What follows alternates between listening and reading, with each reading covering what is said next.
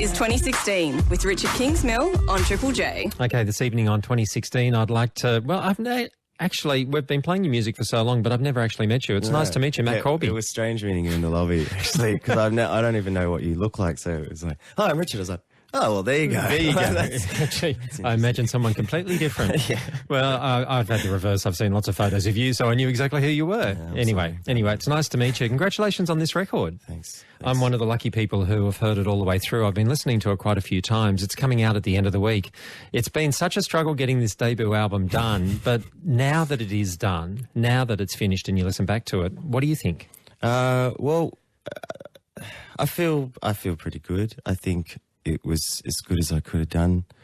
We listened, me and the band, we listened to the first pressing of the vinyl the other day when everyone, because we've been rehearsing for the tours coming up, and it was pretty surreal listening to it for the, because it's your first full-length thing, and it's like, oh, I've worked for a lot of years just to get to this point, and that all kind of comes flooding back when you hear it. But I think that's a good thing, because I've sat in that situation before and listened to a bunch of songs and just gone, oh, no, this is not good. Mm-hmm. So I didn't have that feeling this time. I was like, cool, well, I'm done with it now. Like, it's for people, not for me to listen to again almost, which is good. I spent the last 6 months listening to it.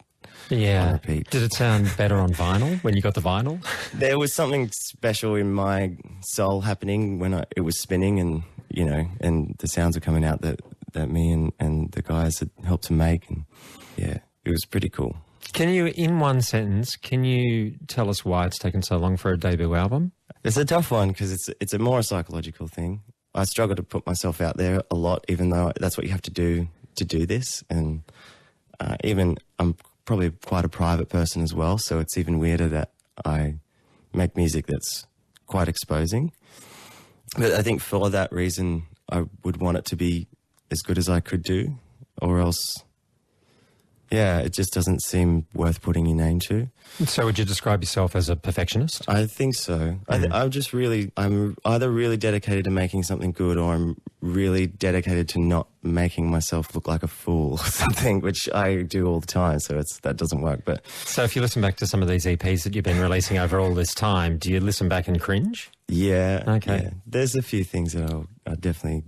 Well, obviously, you can't do anything different, and that's what music is for most people that write it. It's just marking a moment in time, celebrating that moment of where they were at emotionally and musically, all of the above. And in the last 5 years as Matt Corby, do you feel like you've been evolving so fast that every time you've recorded something, you've felt like you've moved on from that point, and that's why you've never wanted to release it? Yeah, I do that a lot, and I do it quite quickly as well, because I'll be really excited about one thing and be like, yeah, this is really great, it's really great. And then 5 days later, I would have ventured down some other path and listened to the old thing and gone, oh no, that's no good anymore. What do I do now?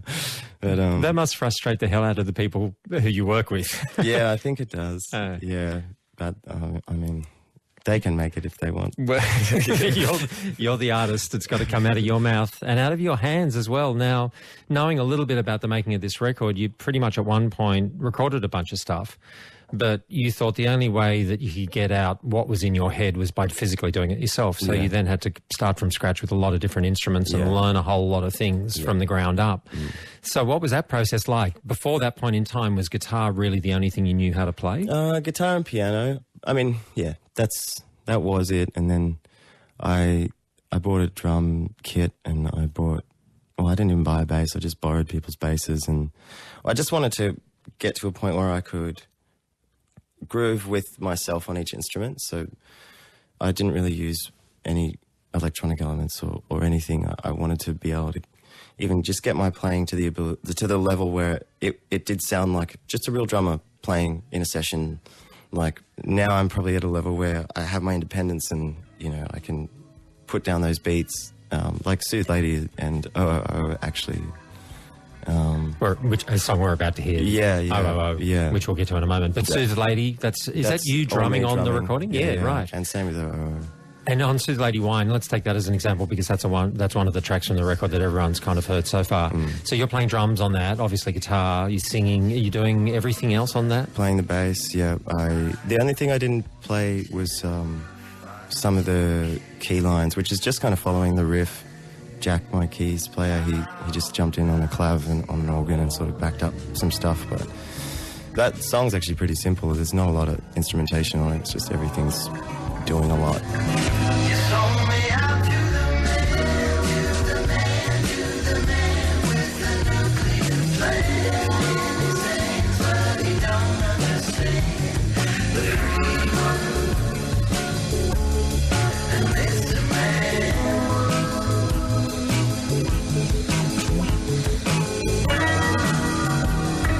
So the end result of that then, is that the sort of sound that you heard in your head that you were hoping to achieve by going back to scratch and learning all the instruments and playing them yourself? I think so, yeah. I think I'm getting really close to it. Like, definitely this record was the first sign of hope that I could accomplish it.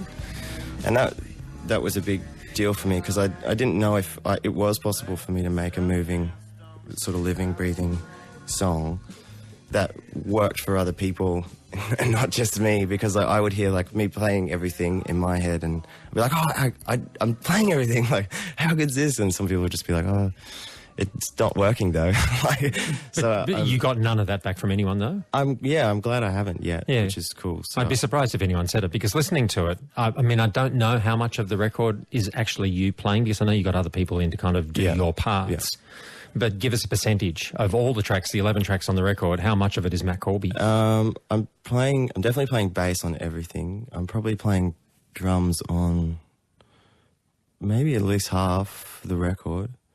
It's funny because most of the parts were recorded in Berry initially. And that was all played by me. So through the record, you'll hear moments spliced in from Berry and then moments of like all of us recording at Sing Sing. And it might be like the verse of one song will be entirely me, just bass, drums, and guitar, and maybe piano, and then the whole band breaks out in the chorus as some unified thing, which is, and they're trying to take over the parts that I played in the chorus, but probably not as well, and that was why we're superimposing it on top. And so it was a big. We were laughing about it when we were listening to that vinyl, because there's just so much mess from so many different times, all to make the song work. Once again, you're hearing something different to what I've heard, because I can't hear that sort of I can't hear that really big change and think, oh, that sounds like it's spliced from somewhere else, but you're hearing it differently.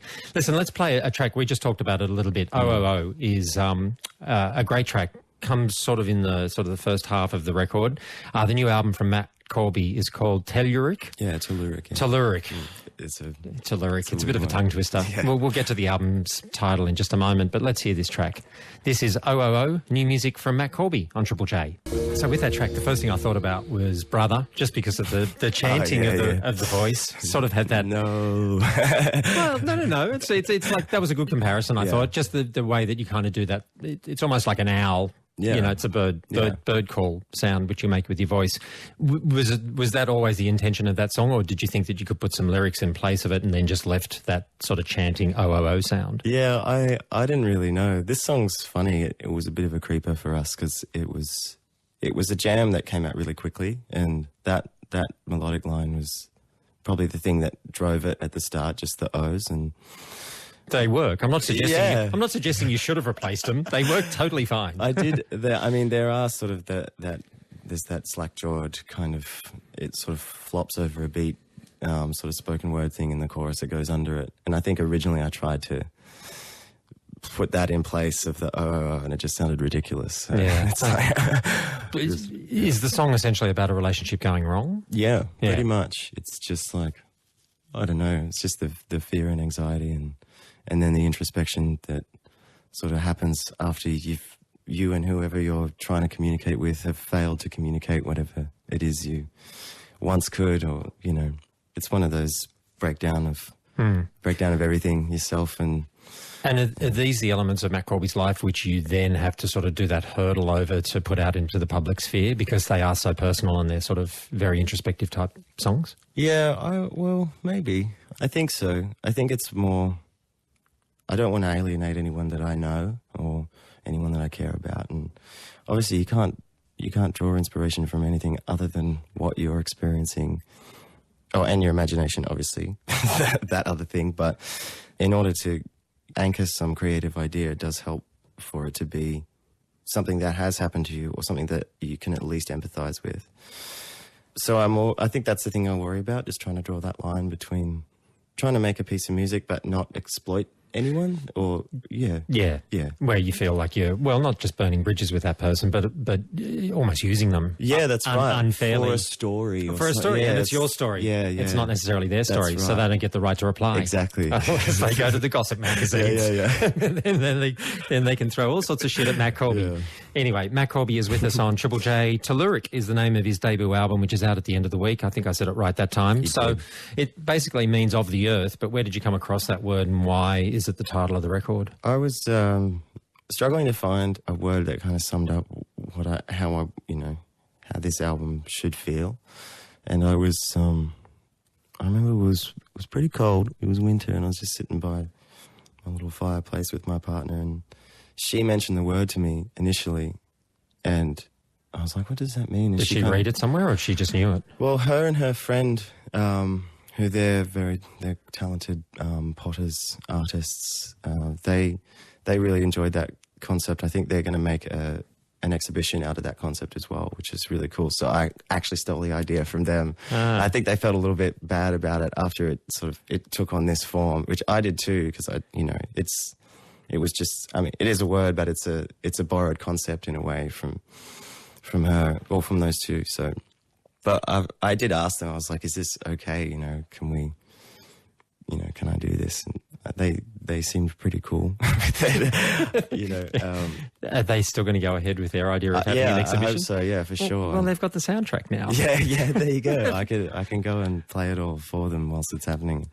And so that sort of connected with you as well, just that sort of feeling of the earth and something almost spiritual about it? Yeah, I mean, the fact that there was one translation that I read which just said terrestrial, and I was like, oh, that's nice, because we all are terrestrial. We're all bound to this planet. We've grown out of this planet's intelligence, and that's a special thing that a lot of people forget, because they divide and separate themselves and go and do their own things and have all these big ideas about who they are and what society is, and so it's nice just to go.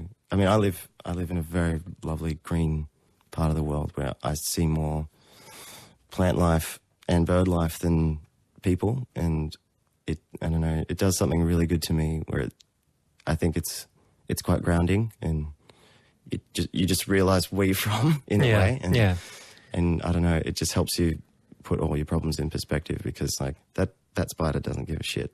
You know what I mean? I was thinking about that the other day. I was having a down moment about all this stuff, because sometimes the pressure can get to you, and I was just sitting in this little chair in the middle of my house, and just looked at this little black house spider, and I was going crazy at this point. I was just like, you don't give a shit, do you, man?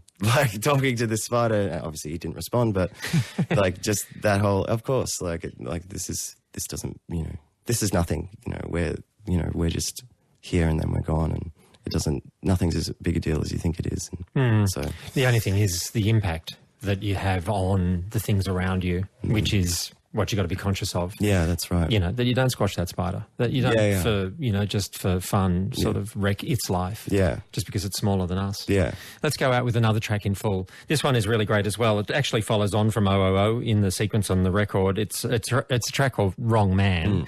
Can I have a stab to suggest that this might have been inspired by the experience in the States when you were trying to make a record and you had people pulling on you to kind of be different, different artists to who you really wanted to be? Yeah. Was that kind of the inspiration for this? I think so. Yeah, I think it's more a generalization though, because I think at every stage in anyone's life, you have that moment of I am not your man for this job right now. As much as I want to be, or as much as I think I can, I don't know if I actually have the capacity to be what you expect of me or what you want. And that's a pretty normal thing to go through. And I think it's also, yeah, you're right. It's reflective of some sort of system that is pressing you to maybe subside or agree or... But isn't it a relief knowing that you've known all of this ahead of time and been able to say no? I think so, yeah. I follow my gut a lot, and sometimes my gut defies what emotionally or logically is going on in my brain, but it seems to work. I know that there's brain tissue in your gut, So you can you have electrical impulses there that are guiding you through life. It's just, I've always had moments that there needs to be a big decision made, and it's because this stupid thing in my Well, they talk belly. about they talk about the knot in the stomach when you're kind of getting anxious about something. You get a headache if you're overthinking. It's the headache version in the stomach. Exactly. Yeah, and I've had maybe 4 or 5 major moments like that in my life, and I think the first one was post Idol, when there was that whole, you're obligated to sign a contract, and I was like, I can't do it. How do we get out of this? How do I? Well, you were what, 16 at that point? Just turned 17. Yeah. Yeah. And most people at that table, when I said that, they just hands in their heads. Just oh, you look what are we doing here? This kid has no idea. Stupid teenager. Yeah, exactly. I bet you they called you. Yeah. 100%. And they probably thought you were burning so many bridges or just ending. They definitely did. I mean, my parents even did. It was one of those moments where I was really out on my own, and everyone was like, what? You're throwing away your future. Yeah. But I mean, luckily, being the one that makes the decision, you're also the one that can put that decision in context later and go, well, I had to do it this way, or else I wouldn't have had anything. No one would have given a shit at all, And it's a weird thing to come back from, Well, look, the proof is in the pudding. 5 fantastic EPs, a great debut album coming out this week, a couple of ARIA awards. You kind of look back and you kind of go, well, I think I made the right decision. Maybe. Don't doubt yourself, Matt. Yeah. Let's go out with it. This is terrific. This is Wrong Man, another track from the new album by Matt Corby. Thanks for coming in. Thanks for sharing this music with us for the first time. And good luck for the rest of this year. No worries. Thanks, Richard.